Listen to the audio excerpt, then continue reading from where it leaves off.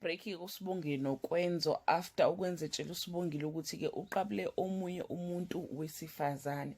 Well guys, I don't know ukuthi mina kuphela, but I feel like i-storyline sikaKwenzo noSibongile sibhora enye into, asina direction, hleze nje kunama ups and down angenasidingo. Hello everyone, welcome back to Sunny Live Show, and thank you so much guys for tuning in. I'm here to update you of what is going to happen on Sibongile and the Dlaminis from the 3rd to the 5th of March 2025 on Monday. Just when Sibongile thinks she and Kwenzo are back on track, he makes a confession which spins her world around. News about Deliwe's health reaches the family on Tuesday. A dark cloud envelops the Mbambo home. Sibongile and Kwenzo are forced to be honest about their relationship when Zeni confesses to sabotage on Wednesday.